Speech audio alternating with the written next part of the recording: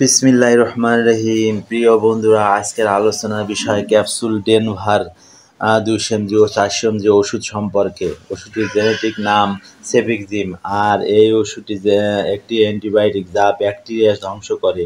আর ওষুধটি 200 mg ও 400 mg আকারে বাজারে পাওয়া যায়। প্রতিটি ক্যাপসুলে আছে cefixime trihydrate USP cefixime 200 mg এর সমতুল্য। প্রতিটি ক্যাপসুলে আছে সেফিক্সিম ট্রাইহাইড্রেট ইউএসপি যা সেফিক্সিম 400 mg এর সমতুল্য। খুবই ভালো মানের অ্যান্টিবায়োটিক। ওষুধটি প্রস্তুতকারক company health care pharmaceuticals limited.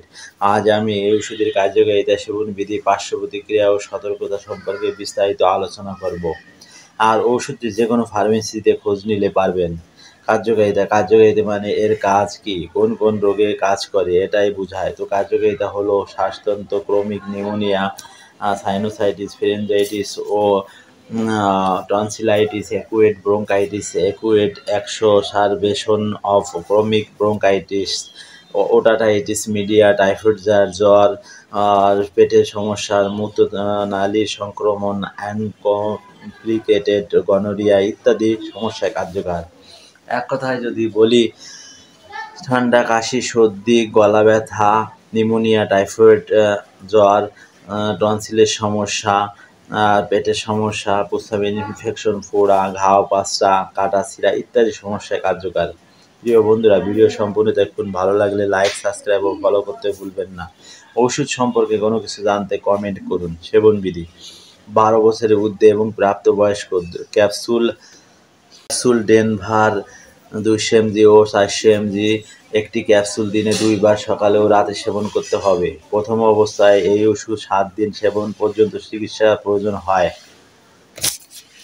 তবে রোগের তীব্রতা অনুযায়ী 14 দিন পর্যন্ত চিকিৎসা চালানো যায়, অথবা একজন চিকিৎসকের পরামর্শ অনুযায়ী সেবন করতে হবে।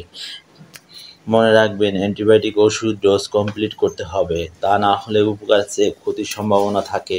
পার্শ্ব প্রতিক্রিয়া মানে এই ওষুধ খেলে কী কী সমস্যা হতে পারে। তবে সমস্যা হবে এমন কোনো কথা নয়, তবে কিছু কিছু লোকের ক্ষেত্রে সমস্যা হতে পারে। তো পার্শ্ব প্রতিক্রিয়া হলো সেফিক্সিম সাধারণত সুসহনীয়। হালকা কিছু পার্শ্ব প্রতিক্রিয়া যেমন ডায়রিয়া, মলের রং বদলে যাওয়া, বমি ভাব, পেট ফাঁপা, পেট ব্যথা, মাথা ঘোরা, বদহজম, পেটে ব্যথা ইত্যাদি দেখা দিতে পারে। সাধারণত এগুলি পার্শ্ব প্রতিক্রিয়া। সতর্কতা মানে এই ওষুধ কারা কারা খেতে পারবে না, খেতে চাইলে সতর্কতা অবলম্বন করতে হবে। তো সতর্কতা হলো যে সকল রোগীদের বৃক্ক এবং পরিপাকতন্ত্রের সমস্যা রয়েছে তাদের ক্ষেত্রে সতর্কতা অবলম্বন করতে হবে। গর্ভাবস্থায় ও স্তন্যদানকালে সেবন করতে চাইলে একজন চিকিৎসকের পরামর্শ নিতে হবে। ওষুধটি করার আগে অবশ্যই ওষুধের গায়ে ডেট দেখে ক্রয় করবেন। শিশুদের হাতের নাগালের বাইরে রাখুন। সুস্থ থাকুন, সুস্থতা কামনা করি। দুর্ভাগ্য যে ধন সম্পদ জমা করে আর তা গোনে, সে মনে করে যে তার ধন সম্পদ চিরকাল তার সাথে থাকবে। সূরা আল-হুমাজাহ আয়াত 2-3।